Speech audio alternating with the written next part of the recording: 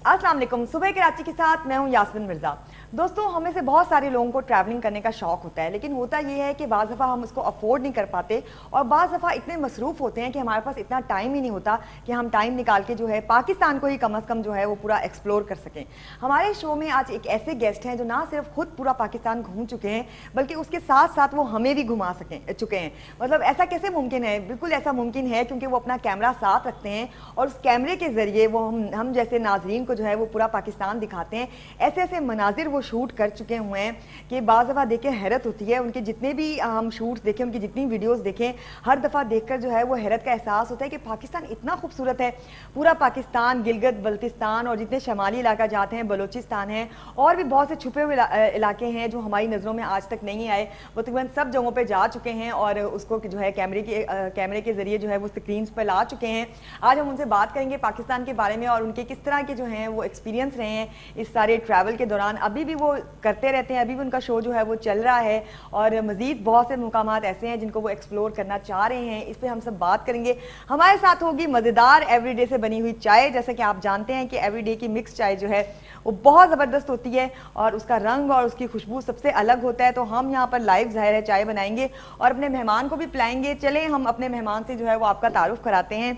हमारे मेहमान से थोड़ी सी एक डिफरेंट शख्सियत के भी मालिक हैं और उनका अपीयरेंस भी एक बड़ा डिफरेंट सा है, उसके बारे में भी हम बात करेंगे। हमारे साथ मौजूद हैं एंकर पर्सन तरनजीत सिंह। अस्सलाम वालेकुम तरन। वालेकुम सलाम, कैसी हो? ठीक ठाक, आप सुनाएं तरन, आप कैसे हैं? मैं टिप द टॉप। अच्छा, टिप भी और टॉप भी।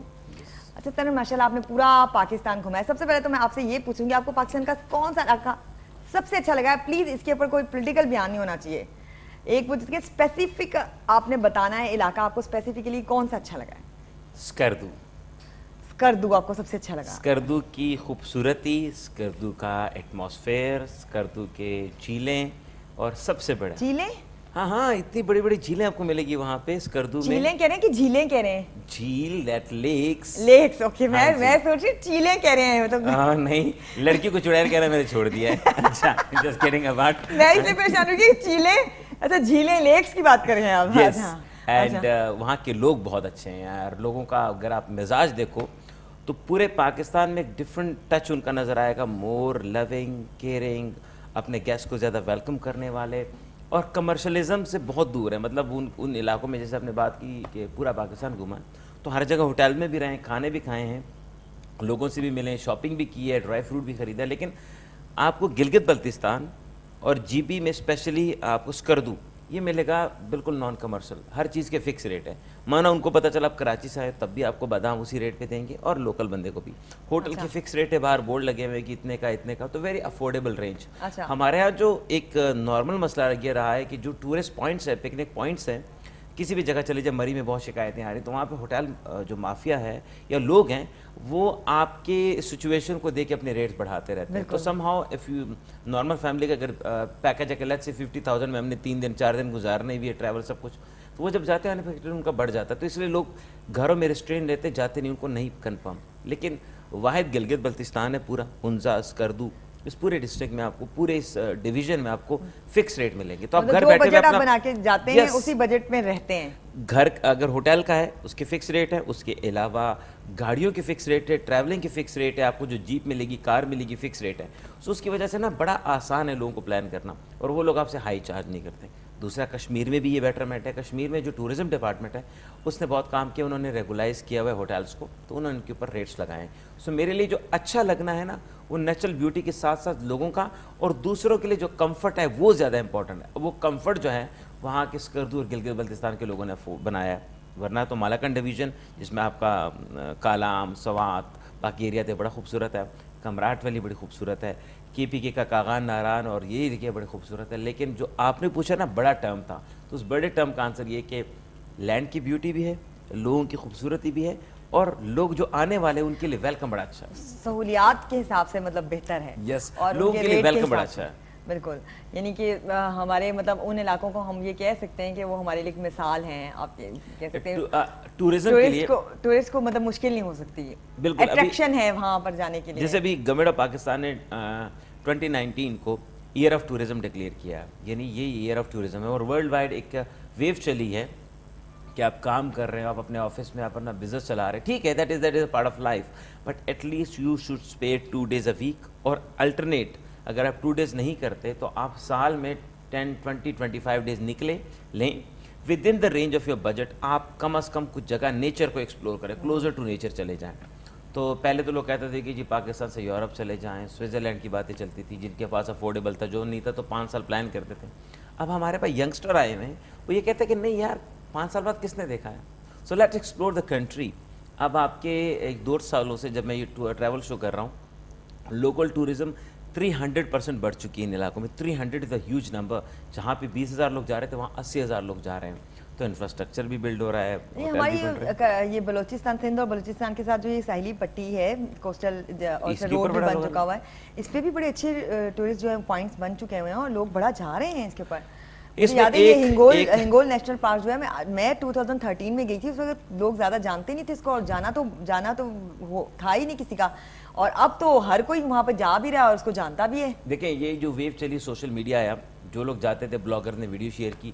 मैं तो प्रोफेशनल शूट करता हूँ 4 कैमरास के साथ, ड्रोन के साथ, ऑस्मो के साथ, मार्क 4 के साथ, कहीं की जगह पे हम हेलीकॉप्टर भी यूज़ कर लेते हैं। तो हमें जो अच्छा व्यू ले लेते हैं, एक मास्टर प्लान आपके माइंड में आ जाता है कि ये जगह है कैसी, कैसे मुझे मूव करना है। फिर मैं उस ट्रैवल शो के अंदर कोशिश करता हूँ कि लोगों को गाइड करूँ कि अगर आप निकलते हैं ब्लाइंडली, लेट्स से आप यहाँ से निकले कश्मीर जा रहे हैं, तो कौन कौन से मार्क आपके हो सकते हैं रहने के, और कौन सी जगह पे स्टे करके कौन कौन से पॉइंट आप टच करके शाम को आ सकते हैं। यानी प्रॉपर आप ट्रैवल शो बनाते हैं, तो जिसको बेस फॉलो बनाना करके है। आप मतलब Yes, अपना प्लान तो एक बाकायदा बना सकते स्क्रिप्ट, हैं। बाकायदा काम किया जाता है, रिसर्च किया जाता है कि ये जगह कितनी है, इसका रूट कैसा है। यहाँ से अगर अप्रोच करना है, अपनी गाड़ी लेके जा सकते हैं, नहीं लेके जा सकते तो आपके पास अल्टरनेट ऑप्शन कौन से हैं। फिर उस जगह पे अगर आप एक लेट से आपने कश्मीर में बाग को ले लिया बेस कैंप, या मुजफ्फराबाद को, या नीलम वैली को, तो उससे आगे पीछे कौन से एरियाज है, किस टाइम पे आप निकले, किस टाइम पे आप वापस आएँ। कि बहुत सी जगह जहाँ पे आप बारिशें होती है, लैंड स्लाइडिंग होती है, या हवा चलती कुछ जगहों पे, तो उस जगह पे एक साइड आना होता है, दूसरी साइड पे आप आ नहीं सकते। तो आपको टाइम सेलेक्ट करना है। तो मैं बड़ा गाइड करता हूँ लोगों को। इसी तरीके से बर्फ़बारी, आपको पता है कि सवेरे मशीन चली जानी है, रात को अगर थ्रेड पड़ जाती है तो सवेरे आप नहीं जा सकते। तो बहुत से छोटे छोटे से पॉइंट हैं।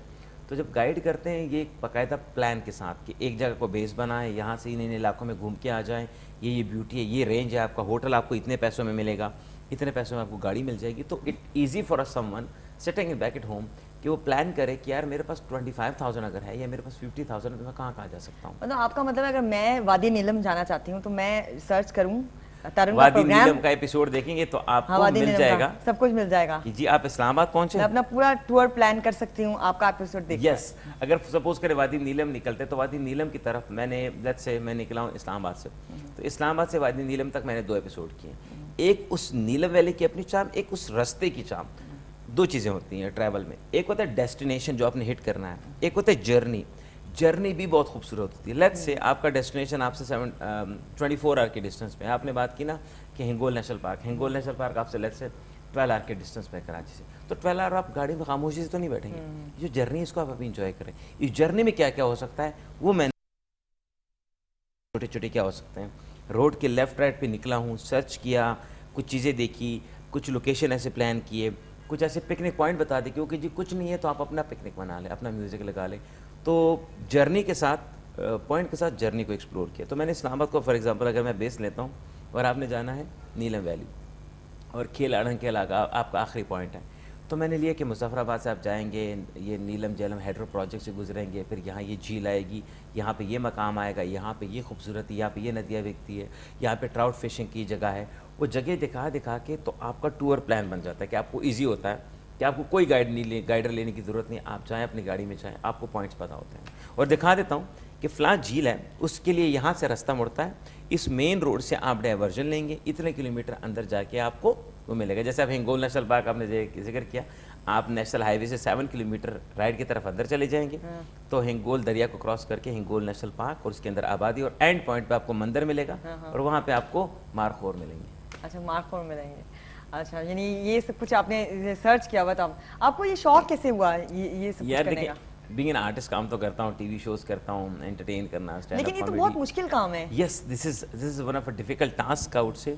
मुझे ये था कि मैं पाकिस्तान को एक मॉडर्न टेक्नोलॉजी के साथ, एक मॉडर्न कैमरास के साथ दिखाऊं, ताकि ये भी लोगों के लिए एक अट्रैक्शन बने। बहुत से इलाकों से लोग माइग्रेट करके अब्रॉड गए हैं वो जब अपने इलाके का जिक्र करते हैं तो उनके पास सपोर्टिंग डॉक्यूमेंट कोई नहीं किसी को दिखाने के लिए कि यार मेरा इलाका गुजरावाला बड़ा खूबसूरत है, या सरगोदा बड़ा खूबसूरत है, या मेरा खूबसूरत है सक्खर, या मेरा इलाका जो है कश्मीर है बहुत खूबसूरत है। तो उनके पास कुछ ना कुछ ऐसा हो और अपने बच्चों को दिखा सके, फिर बच्चे कन्वेंस हो आए। मैंने ये बनाया था एम टू द माइंड कि लोकल टूरिज्म और जो पाकिस्तानी बाहर रहते हैं ना वो अपने बच्चों को दिखाएं, वो आए। मेरे एक दोस्त है, मुझे अक्सर वो फैमिली आती थी तो उनके यंगस्टर नहीं आते थे पाकिस्तान कि नहीं यहाँ कुछ नहीं, अगर आपने हमें करना ही है ये बस मनी, हम जी इटली चले जाते हैं, पेरिस चले जाते हैं, यूके से, ब्रिटिश से, हम यहाँ ना आए। तो मैंने सोचा कि ना why not it should be something that good document visually, कि लोग उसको दिखाएं बच्चों को कि देखो यार ये इतनी खूबसूरत जगह है, लेट्स मूव ऑन। तो वो पेरेंट्स जो आज अकेले आते हैं अपने बच्चों को साथ लेके आए, अपने यंगस्टर को साथ लेके आए, तो और बाय फोर्स ना आए, मजे से आए। आपके दोस्त के फिर बच्चे आए, फिर सबके आने लगे। अब तो लोगों को अच्छा लग रहा है। अब तो लोग सबसे ज़्यादा इस प्रोग्राम की जो शेयरिंग है वो अब्रॉड में है, ब्रिटिश में। अभी मैंने एक एग्जांपल आपको देता हूँ। मैं गया था ये कश्मीर में, आप मीरपुर से चले जाते हैं तो मंगला डैम है। अच्छा, तो वहाँ डैम के लिए जो अपलिफ्ट किया गया कम्युनिटी को, वहाँ से उठाया गया, फिर डैम बनाया गया। तो मंगला का जो डैम है उसकी एरिया काफ़ी बड़ा खूबसूरत है। जब वो पानी नहीं होता ना समर में, विंटर में, तो विंटर में आप जाते हो ग्रीनरी लश ग्रीनरी होती है। अब उनके लोग रहते हैं ज़्यादातर ब्रिटिश में।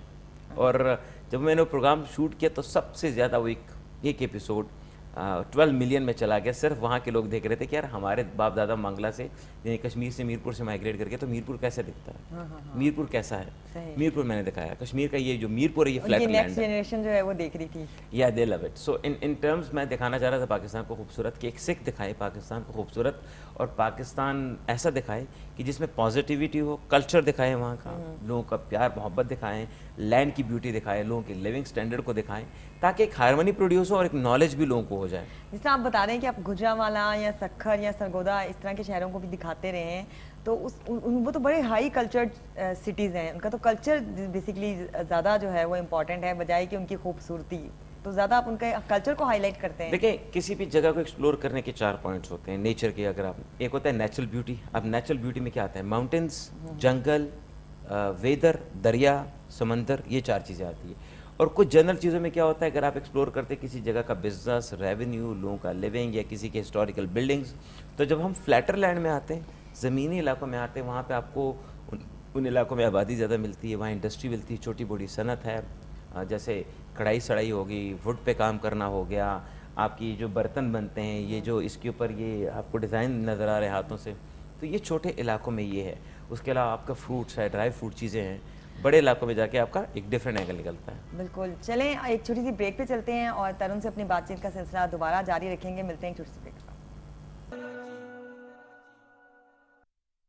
जी वेलकम बैक। हमारी चाय जो है वो रेडी होने जा रही है और उसमें हम शामिल करने जा रहे हैं एवरीडे।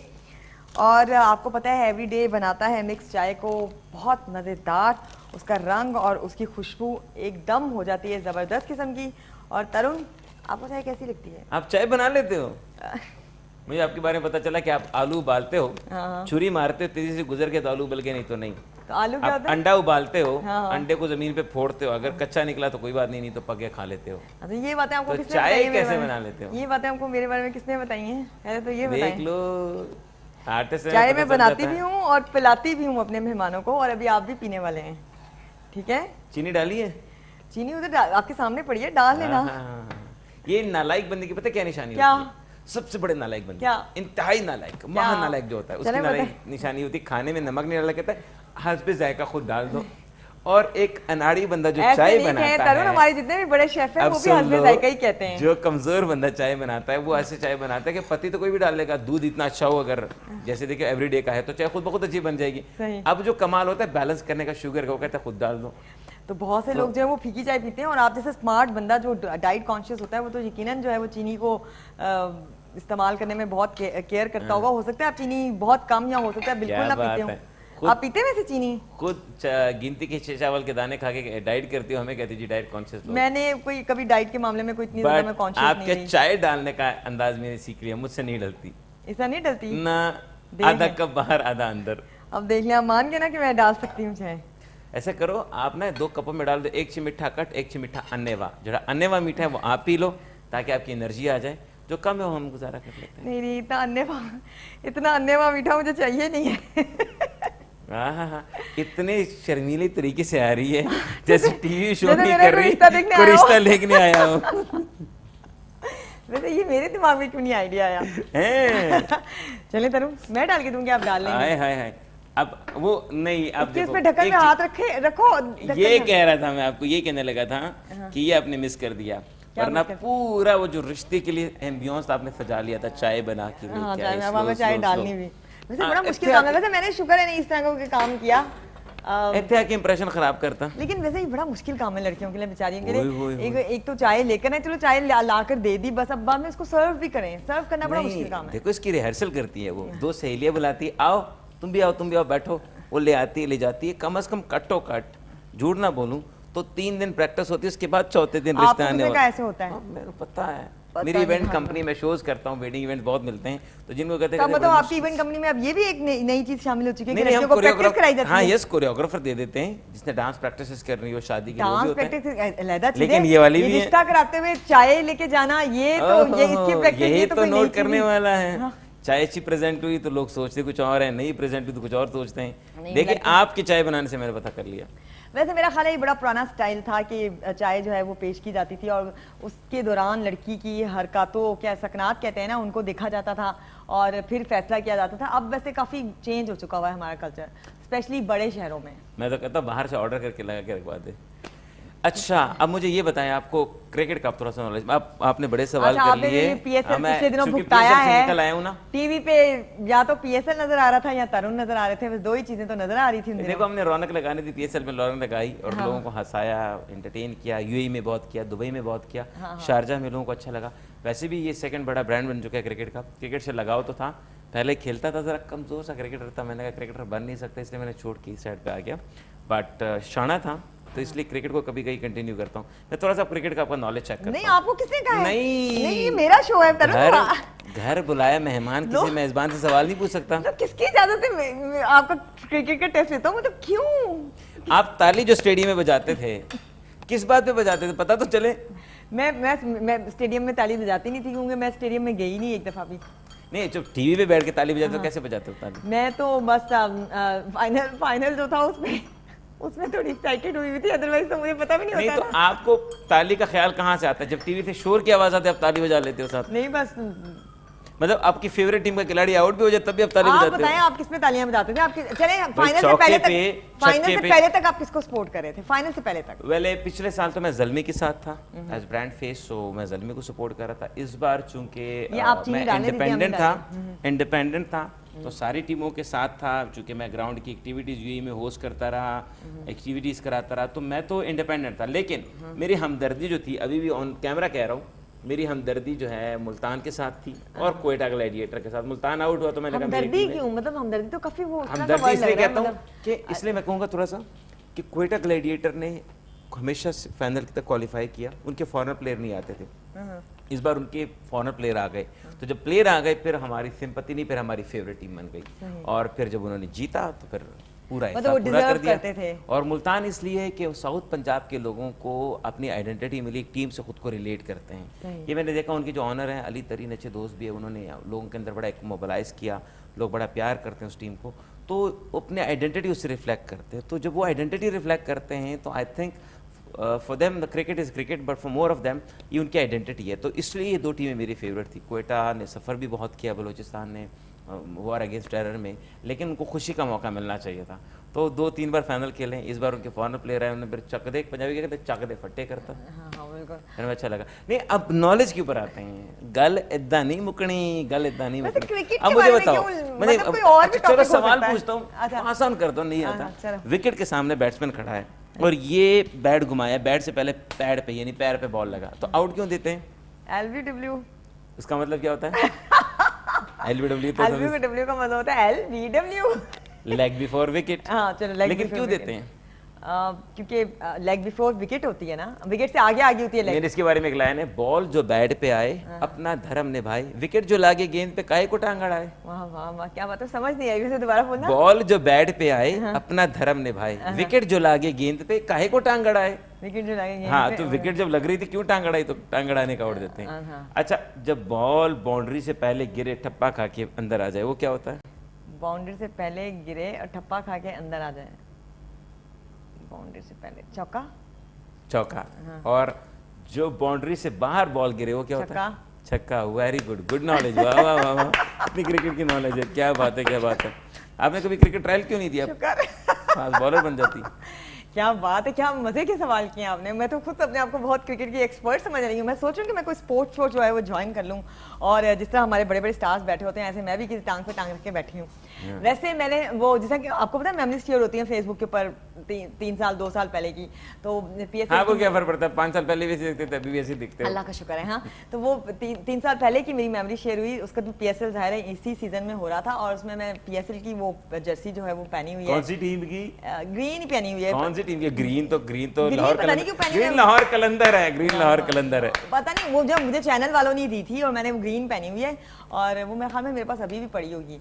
और उस वक्त मुझे याद है मैं बड़े स्टार्स के साथ बैठी थी, शोएब मोहम्मद के साथ और इस तरह 2-4 सलमान अहमद के साथ। हाँ, इनके साथ में बड़े मैं अब ना आपको दाद देता हूँ, आप बड़े सबर वाली हैं, इसलिए कि आपने ग्रीन पहना। आप लाहौर कलंदर की सपोर्टर थे। लाहौर कलंदर के सपोर्टरों का कितना बड़ा जिगरा है 4 साल से। मैंने लाहौर कलंदर को मैं मशवरा देना चाहूँगी कि वो अपना नाम जो है ना वो चेंज कर लें, बिकॉज के कलंदर जो है ना वो बड़े मासूम से बड़े तो इसलिए मासूम ही है ना, सब कनात पसंद लोग होते हैं, जो हर चीज़ पे उनको कोई दुनियावी चीज़ों का लालच नहीं होता।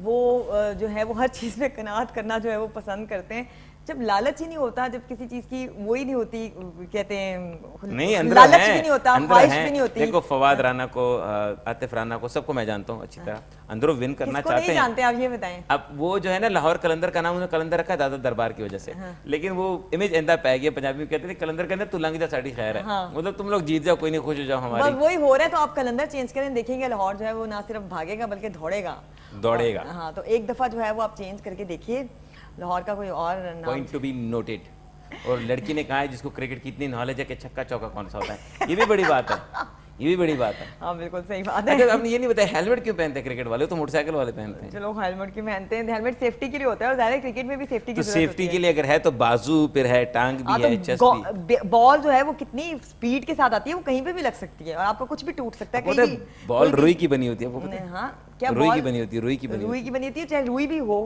हार्ड होती है जब वो इतनी हुई होती है, क्या उसे कहते हैं आप। चलो, बहरहाल इस क्रिकेट नॉलेज का मकसद ये था कि लड़कियां फीमेल आजकल स्पोर्ट्स को बहुत सपोर्ट कर रही है, क्रिकेट को बहुत लाइक कर रही है। तो 3-4 का मैंने नॉलेज पूछा। उस दिन मैंने सना जावेद का किया था, जो पेशावर ज़िले की ब्रांड एम्बेसडर है, उसका नॉलेज काफ़ी अच्छा था क्रिकेट के बारे में। एक आपका मैंने देखा जिसको बताओ। बाकी बहुत से लड़के चेयर अप कर रही होती है, वो कहते हैं चेयर अप क्यों करते हैं? आपको पता है, क्राउड से चेयर की आवाज़ आई तो हम भी चेयर अप कर लेते हैं। उसकी एक वजह बताती हूँ। क्रिकेट बेसिकली एक ग्लैमरस स्पोर्ट है। बहुत सारी स्पोर्ट्स हैं दुनिया में, लेकिन क्रिकेट के स्टार्स और सब कॉन्टिनेंट में, सब कॉन्टिनेंट में, बिल्कुल सब कॉन्टिनेंट में, हम जो सारे यंगस्टर्स भी होते हैं, लड़के लड़कियां, सब उसको बहुत ज़्यादा उसको फैसिनेट करते हैं। तो इसकी वजह से जो है ना वो ज़्यादा वो जो और वो एक क्रिकेट की गेम भी आई मोबाइल पे, जो क्रिकेट खेलते हैं। तो ये लड़की भी जो मोबाइल पे क्रिकेट खेल रही होती है। अब खेल रहे थे ना? नहीं, मैं नहीं मोबाइल में इस तरह की गेमें नहीं खेलती। मैं बहुत डिफरेंट गेमें मोबाइल पे खेलती हूँ। चल, आपकी चाय ट्राई करते, फार्म हाउस वाली। अब इनकी चाय ट्राई करते, मैं ओपिनियन जेन्युइन दूंगा। अब आपके पास चॉइस है, इसलिए मैं फार्म हाउस की गेमें जो है वो खेलती हूं। मैंने कहा मैं बता भी दूंगी कौन सी गेमें। यास्मीन, आपके पास चॉइस है, या तो मैं आपकी चाय ना पीऊं, हाँ, और अगर पीऊंगा तो मैं जेन्युइन ओपिनियन दूंगा। चीनी डाली है? अच्छा, जेन्युइन ओपिनियन दूंगा। हाँ, तो जेन्युइन ही, नाराज नहीं होना। जाहिर सी बात है।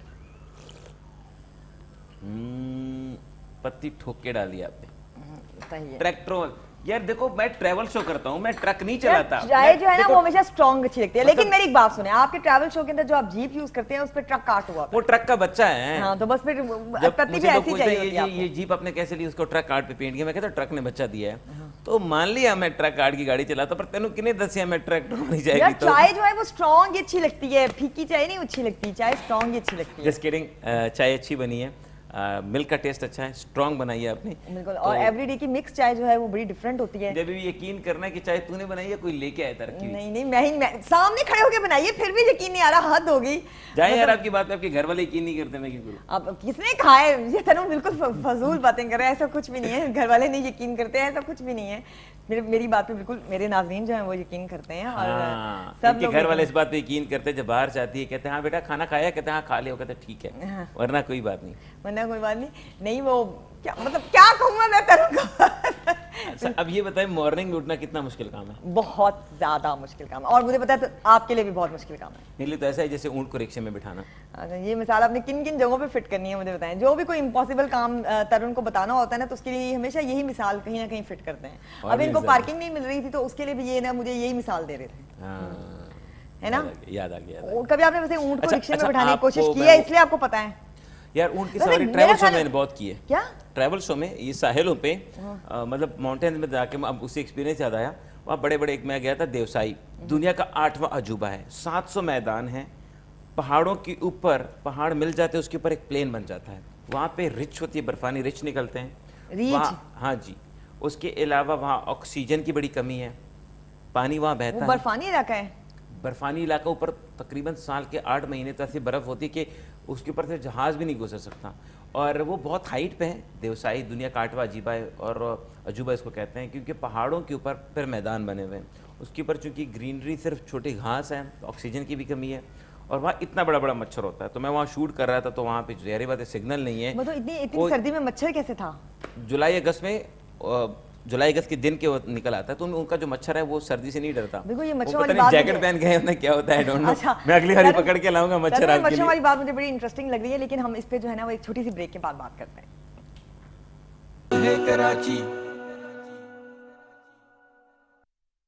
Welcome back. तरुण से हम बहुत मजे की बातें कर रहे हैं और तरुण के डिफरेंट एक्सपीरियंस हैं, इतना ये घूम चुके हुए हैं कि इनके पास इतना ढेर नॉलेज होगा। थोड़ा सा हमारे पास टाइम है और उस टाइम के अंदर हम सारा नॉलेज जो है वो इनसे ले लेना चाहते हैं। तरुण, आप कुछ मच्छरों के बारे में बात कर रहे थे। हाँ, वो उनके जो मच्छर, उन्हें पैराशूट पहना होता है, अच्छा। अंदर हीटर भी लगाया होता है, वाईफाई भी होता है, इतना बड़ा बड़ा मच्छर होता है, जब वो काटता है ना तो बंदे की फौरन जगह इतनी ना स्वेल हो जाती है। लेकिन चूंकि जहरीला मच्छर नहीं होता तो वो जल्दी ठीक हो जाता है, तो आपको कोई एलर्जी नहीं होती। तो जब मैं देवसाई में शूट करने गया तो दुनिया की हाइट है, वहाँ पे ऑक्सीजन नहीं है, टेलीकम्युनिकेशन, मोबाइल तो दूर की बात है, सिग्नल दूर की बात है, कि जो पुलिस की वायरलेस चलती है ना, वो जो अपना होता है वो भी नहीं चल रहा था। तो वहाँ रुके, कैंप में रुके रात को, शाम को तो बड़े, चूंकि दुनिया का खूबसूरत तरीन जगह थी, एक अजूबा था कि इतने पहाड़ों के टॉप पे आपको मैदान मिल गई, क्या व्यू था, चारों तरफ बर्फ थी। आप पहुंचे रात- किस तरह वहां पर? ये हेलीकॉप्टर से? हाँ, 4x4 जीप चलती है, 4-5 घंटे लगते हैं स्कर्दू से, तो चढ़ाई कर ली, तो पहुँचे वहाँ पे। गोरे आते हैं वहाँ पे, दुनिया जहाँ की खूबसूरती है कि अप्रैल में डिफरेंट कलर के फूल निकलते हैं। तो हम तो खैर ज़रा अप्रैल से लेट गए थे, पर जब गए वहाँ पे तो नदी के किनारे इतना बड़ा बड़ा मच्छर, दिन को तो फील नहीं हुआ, शूट कर रहे हैं, मतलब enjoy कर नजर आ रहे हैं बकायदा वो मच्छर। ओहो। और मेरे वहाँ पे रैप का 2 गाने लिखे थे मैंने, गाना लिखा था, मेरी गाड़ी की फ्रंट वाली सीट खाली है, जो बैठ गई समझ लो किस्मत वाली है, वो मैं मच्छर ही बंदा आके बैठ गया। ओरिजिनल, बाकी सब जाली है। वो मच्छर ही आके बैठ गया। नहीं, पहले ऐसे ऐसे गाने लिखे, वहाँ बड़ा मजा आया। लेकिन जब शाम हुई और जब मच्छर आके काटने लगे, जब रात को ठंड हुई, जुलाई में इतनी ठंड बता नहीं सकता आपको। कैंपों से निकल के पुलिस वालों की चौकी में घुसे, वहाँ रात गुजारी, फिर निकले। वो फिर 80 किलोमीटर वो पार्क है, 80 किलोमीटर लंबा, तो वो क्रॉस करते तकरीबन 4 घंटे लगते हैं, कच्चा रोड है उसके अंदर, क्योंकि वो नेशनल पार्क डिक्लेयर हुआ है।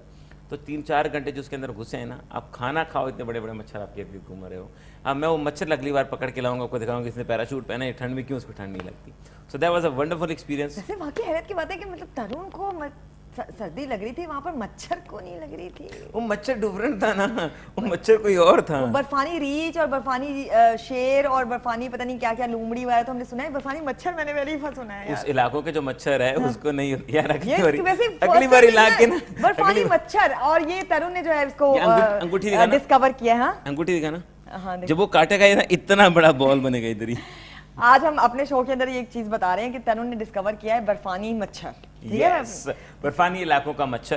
और नहीं, वो- बर्फानी मच्छर। और वो दरख्त में अच्छा, छोटी-छोटी रीछ घास देखा? में- नहीं, रीछ देखा नहीं था। वो मैं गया तो एक डस्टबिन बड़ा फटा फूटा था, एक वहाँ पे ना गाड़ी कोई पुरानी वो थी, पिकअप गाड़ी का ना, वो पड़ा था डाला, तो वो अंदर से बिल्कुल घुसा हुआ था। तो मैंने वो पुलिस वालों से पूछा, उन्होंने कहा ये बर्फानी रीछ निकल के आता है, उसको कुछ मिलता नहीं ना, फिर जो भी लोहे की चीज़ उसके अंदर सर मारता है तो वो तोड़ देता है उस गुस्से चीज़ में। हाँ, तो गुस्से में तो वो रीछ आते हैं, लेकिन हमने तो देखे नहीं। शुक्र हाँ, है- मैंने शुक्र वो है बहुत कि देखे। उसको कुछ- पाकिस्तान का नेशनल एनिमल है मारखोर, वो मैंने बहुत देखे। चित्राल में एक पॉइंट है, वहाँ पे मारखोरों की अपनी टाइमिंग है, 4 बजे वो नीचे आते हैं, पानी पीते हैं, 4:15 ऊपर चढ़ना शुरू करते हैं, एक लाइन में आते हैं ग्रुप में, और उनमें पानी पीते हैं। और चूंकि वो प्रोटेक्टेड एरिया है, आप उसको मार तो सकते नहीं, तो नदी की इस पर आप बैठ के देख सकते हैं। तो मैंने एक नहीं, 2 नहीं, अगर आपकी किस्मत अच्छी, आपको अच्छी मिले, 60-70 जो मारखोर नीचे आए, और फिर वो शरारतें करते हो, फिर पहाड़ पे ऐसे सीधे चलते हैं हाँ, बिल्कुल जैसे सीधे पहाड़ पे चढ़ जाते हैं हाँ, ना। वहाँ मैंने देखा, फिर हिंगोल नेशनल पार्क में देखा। लेकिन चित्राल में एक पॉइंट है जिसको मारखोर पॉइंट कहते हैं, शाम को .4 वो आते हैं समर में। विंटर में मेरा ख्याल है टाइमिंग उनकी 3 बजे है, एक फिक्स उनके टाइम पास घड़ी होती है कोई? बांधी होती है उन्होंने। मैं कह रहा था यहाँ उनके घरों में क्लॉक लगा होता है। मैं दसन लगा सी इन्ने एडवांस है कि उन्हें कोल फोन भी हैगा, वो एक दूजे ਨੂੰ फोन करते सारे इकट्ठे हो जाते ऐसे भी चलन लग गए हैं। इकट्ठे भी हो जाते ने नाल होंदा वाईफाई भी काम करते होते, एक सेल्फी लेने एक आगे होंदा। मतलब मैंने एक देखा ना, एक पत्थर पे चढ़ा तो मुझे कैमरा मैन कहता सर ये क्या कर रहा है, मैंने कहा सेल्फी ले रहा है। तो वो पीछे पूरा लाइन लगी हुई थी, जो सरदार टाइप का था तो आगे खड़ा होता पत्थर पे, बाकी पीछे थे जरा खुली हवा का लेके फिर वापस चले गए। सरदार टाइप का क्या मतलब? एडवांस समझ नहीं आ रही थी उसको। अब नहीं, वो जरा आगे था बाकी उसके पीछे थे। अच्छा। तो कहते ये क्या करने वाला है, उसको लगा शायद जंप करना, मैंने कहा नहीं ये सेल्फी ले रहा है। अच्छा सो आई सॉ दैट मारखोर लोगों में पाकिस्तान का नेशनल एनिमल है। मुझे वहाँ पे मतलब 60-70 देखने का मौका मिला। अच्छा। तो वो markhor was a beautiful point. इसी तरीके से तो आपने तस्वीरें नहीं ली अभी उनकी? कश्मीर में जो उसको शूट किया बर्फबारी, आपने मारखोर को शूट हाँ किया? हाँ पूरा सब कुछ किया। अपनी तस्वीर नहीं ली, मैं कहा मैं करीब हो जाऊँ मुझे ठोकर मार के नीचे गिरा देना है। हाँ। तो उनका साइज क्या होता है, मतलब आम? इट्स लाइक बकरी से थोड़ा बड़ा होता है, लेकिन उसके सींग बड़े होते हैं। जितनी एज होती है फीमेल के छोटे होते हैं, मेल के बड़े सींग होते हैं, और फिर जो जितना एजेड होता है उसके सींग बड़े होते हैं। तो मारखोर, और कई लोगों को तो वो पलेखा, जिन्होंने कहते हैं पंजाबी पलेखा ही पहचानता कि यार ये बकरी है, पहाड़ी बकरी है या मारखोर है, लेकिन उसके सींग बड़े होते हैं। तो ये उसकी पहचान है। मारखोर क्यों कहते हैं, आपको कुछ अंदाजा है? नहीं यार, मैं एडा रिसर्चर नहीं है। खोर का मतलब तो होता है किसी चीज को खाना, वैसे कहते हैं ना Okay, ये सुना है मैंने, गोश्त छोटे खोर हैं। जानवर वगैरह खाते हैं वो, तो उसके भी गुजारा होता है, फिर पहाड़ी पे चढ़ता है। चढ़ो पर एक और नवी गल सुनो। नवी गल ये कि मैं जब गया कश्मीर में तो -10 -11 टेम्परेचर, मैंने वहाँ शूट किया। पिछले साल वहाँ 2 फुट की बर्फ़ थी, यहाँ 7-8 फुट। लसडन्ना एक टॉप है कश्मीर में, वहाँ मैं गया 6-7 फुट की बर्फ़बारी और हटाई। अब वो बर्फ़ जब क्रेन ने हटाई ना तो इधर इधर की, ऐसा लग रहा था जैसे किसी ने रोड के लिए प्रोटेक्शन बनाई, वॉल बनाई है। क्या व्यू था वो, मैंने शूट मतलब किया। दीवारें लग रही होंगी ना, वो तो बना दी। पिछले साल मैं गया था 2018 में, तो मुझे 21-22 फरवरी को छोटी सी थोड़ी सी बर्फ मिली थी मरी में, बिल्कुल नहीं कश्मीर में। मैंने बर्फबारी का सीक्वेंस इस बार बहुत हुई है। इस बार बहुत हुई है, अभी तक हो रही है। अभी तक हो रही है।